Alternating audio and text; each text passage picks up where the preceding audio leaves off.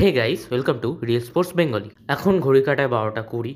আমি অ্যাকচুয়ালি ভাবছিলাম যে আইএসএল নিয়ে আজকে সুপ্রিম কোর্টের হিয়ারিং ছিল।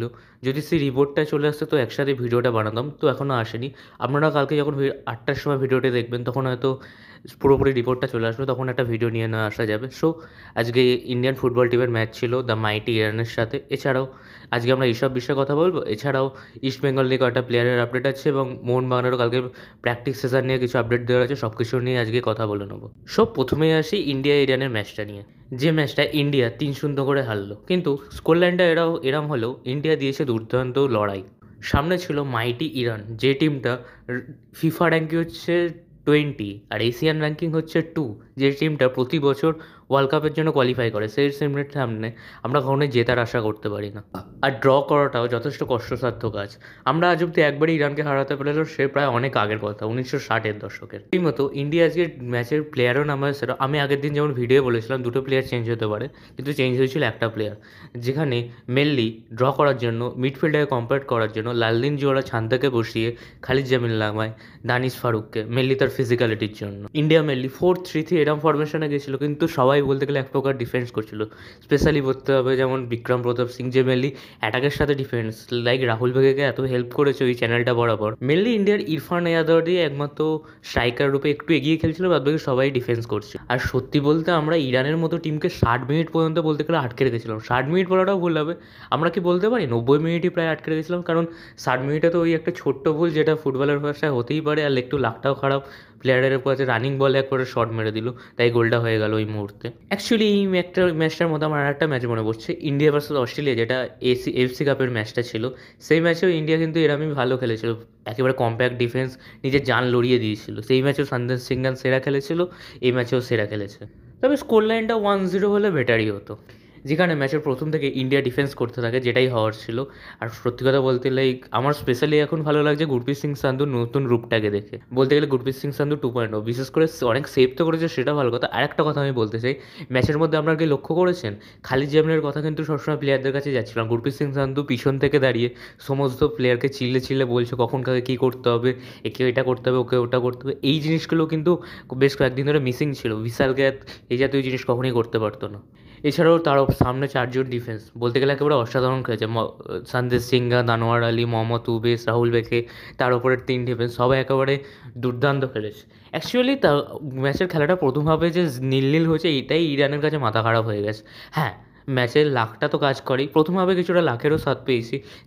যেমন ওরা একটা ফ্রি হেডারের চান্স পেয়েছিল, যেটা ঠিকমতো বক্সের গোলে রাখতে পারে না। আরও একটা দুটো চান্স ওরা পড়ে। ম্যাচের প্রথমভাবে বলতে গেলে 74% পজিশন ওদের কাছে ছিল, এবং সেকেন্ড হাফ শেষ হতে হতে 73% ওদের কাছে ছিল, এবং মাত্র 27% আমাদের কাছে ছিল। ডমিনেন্সটা এখান থেকেই বোঝা যায়, কিন্তু ডিফেন্সের শরীর সত্যিই তারিফ করতে হয়।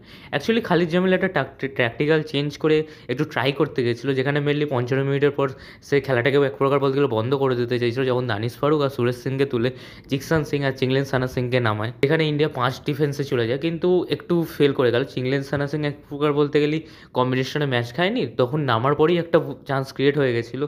তারপরে 59 মিনিটের মাথায় রাহুল ভেকের একটা ভুল, যেখান থেকে সুন্দর ফিনিশ ওদের, ওখানেই 1-0 এগিয়ে গেল।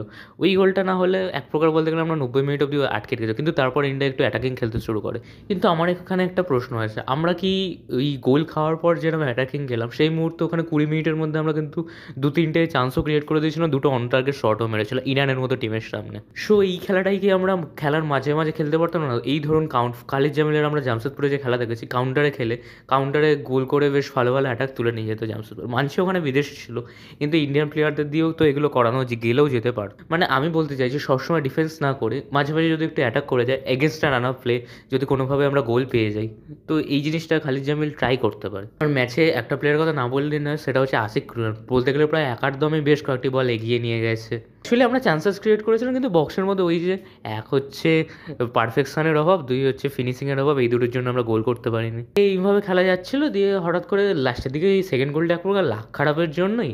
প্রথমে গুরপ্রীতের একটা রাহুল বেগের সেম ভুল, দিয়ে গুরপ্রীতের একটা সেভ হলো, যে বারে লাগলো, বারে লেগে আবার ইরানের প্লেয়ারের পায়ের কাছে গেল, ওখান দিয়ে আবার গোল, দিয়ে ম্যাচের একেবারে শেষ মুহূর্তে এসে আর একটা গোল। এইভাবে ইন্ডিয়া 3 গোলে হারলো।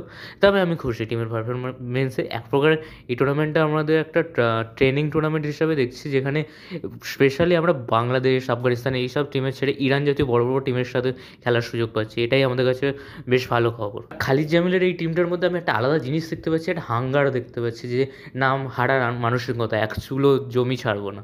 তো আপনাদের কি মনে হয় ইন্ডিয়া টিমের বিরুদ্ধে? অবশ্যই কমেন্টে জানান। নেক্সট ম্যাচ আছে আমাদের আফগানিস্তানের সাথে। আশা করছি যেমন মেন্টালিটিতে খেলছে, কোনোভাবে ম্যাচটা জিতে গেলে থার্ড স্পটের জন্য খেলতে পারবো আমরা, সেটা বেটার হবে। সো এই গেল ইন্ডিয়ান টিমের আপডেট। এবার যদি আমরা ইস্ট বেঙ্গলের কথা আসি, প্রথমেই বলি ইস্ট বেঙ্গলের মহিলা টিম, যারা এএফসি চ্যাম্পিয়ন্স লিগের জন্য কোয়ালিফাই করে গেল এবং 3 নম্বর টিম হিসাবে কোয়ালিফাই করলো ইন্ডিয়া থেকে। আগে 21, 22, 23 এই 3টে সিজনে গোকুলাম কেরালার দল কোয়ালিফাই করেছিল, তবে 22 সালে যেহেতু আনফর্চুনেট ওয়েতে আমাদের কাছে ফিফা ব্যান করে, তাই সেই টিমটা ডিসকোয়ালিফাই হয়ে যায়। আর 24 সিজনে উড়িষ্যা চান্স পায়, যদিও উড়িষ্যার পারফরমেন্স একেবারে জঘন্য ছিল, কিন্তু ইস্ট বেঙ্গল যথেষ্ট ভালো পারফরমেন্স করে এগোচ্ছে। যেমন প্রথম ম্যাচে জয়লাভ করেছে, আজকে 1-1 গোলে ড্র করেছে, সরি আগের দিন।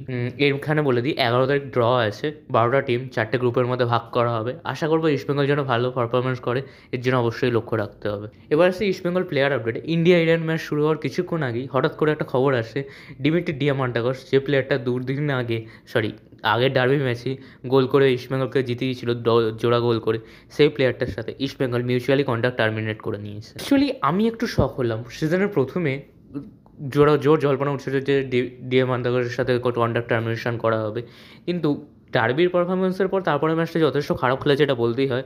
ডিমি একটাই থাকে মাঠে, কিন্তু হঠাৎ করে ট্রান্সফার মার্কেট শেষ হয়ে যাওয়ার পর যে এইভাবে টার্মিনেট করবে, এটা আমি ভাবতে পারিনি।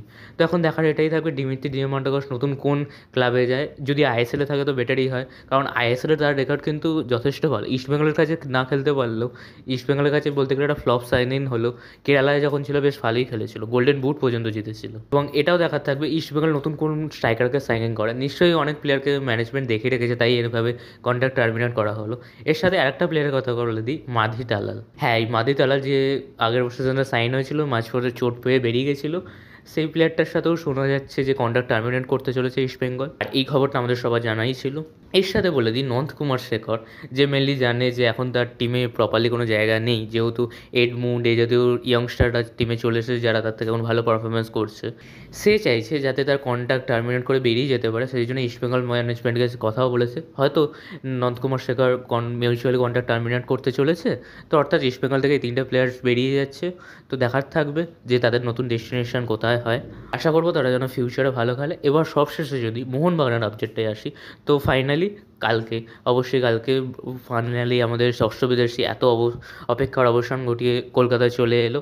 আজকে অর্থাৎ বিকেল 4টে থেকে তার একটা প্রেস কনফারেন্স হওয়ার কথা আছে, এবং ফাইনালি আজকে মোহনবাগান ওপেন ট্রেনিংয়ের ব্যবস্থা করেছে, যেখানে আমরা প্রথমবারের মতো রফশন রবিনো ও মেহতাব সিংয়ের খেলা দেখতে পারবো। রফশন রবিনোর খেলা হয়তো নাও দেখতে পারবো, কারণ প্রথম আজকে আসতে চলেছে ট্রেনিংয়ে, কিন্তু মেহতাব সিংয়ের খেলাটা আজকে দেখতে পারবো। এখন দেখার থাকবে আমরা কি ব্রাজিলিয়ান ঝলক দেখতে পাই। তো আজকের মতো এইটুকুনি বন্ধুরা ভিডিওটি যদি ভালো লাগে অবশ্যই একটি লাইক করে দেবেন ও চ্যানেলটি সাবস্ক্রাইব করে দেবেন। ও আইএসএল নিয়ে যদি কোনো খবর আসে আমি পরবর্তী ভিডিও নিয়ে আসছি। টাটা।